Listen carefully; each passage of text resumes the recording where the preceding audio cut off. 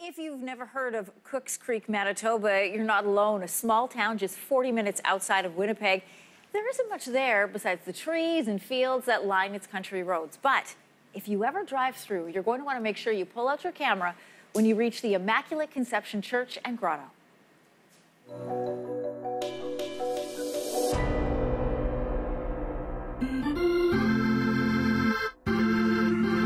The question people ask is why? Are you here? Why is the church and grotto here? Well, to see that we have to go back in history, back into the late 1800s, early 1900s.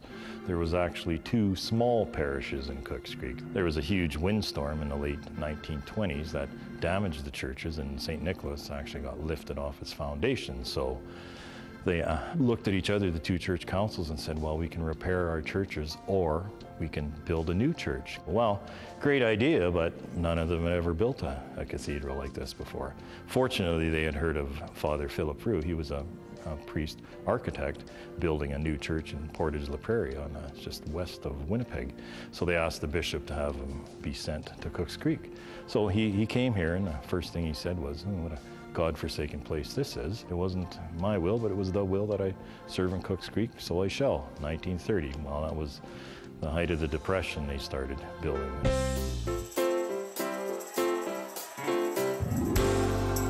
So they took 22 years in the building of the church. It was like a changing of the generations, the building, because my father would have been 8 years old when they started building it.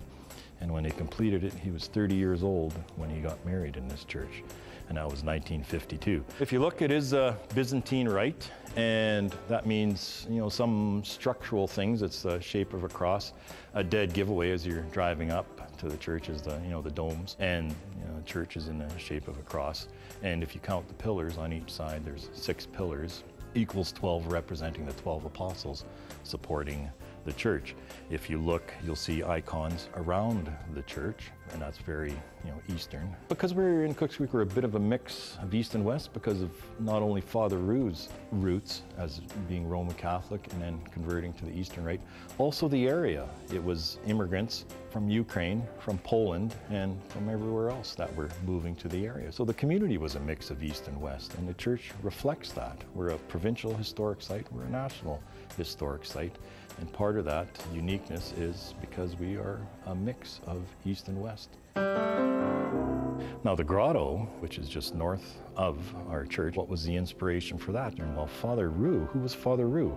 He grew up, was born in Alsace-Lorraine area, which is like Strasbourg area of Europe. He was studying to be a young priest, and he had been to Lourdes, France on several occasions, and he was so moved by the natural shrine that the faithful came to and held pilgrimages to in Lourdes, France, that always stuck with him. In 1954, that's when he said, now I shall construct my life's work, my dream that I've always dreamt of, a shrine to the Blessed Virgin Mary, like the one I saw in Lourdes, France. That's when they started building the grotto.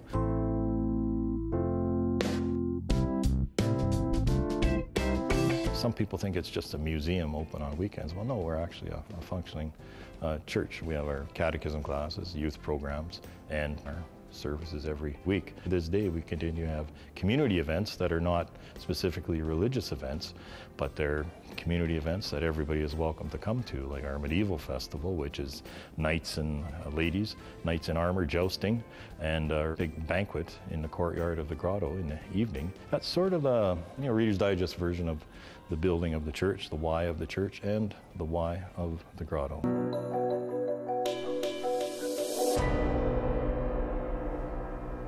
So incredible to see what's dotted all throughout our country. And we want to thank Jerry Paladwar of the Immaculate Conception Church for allowing us to be inside and to film that piece.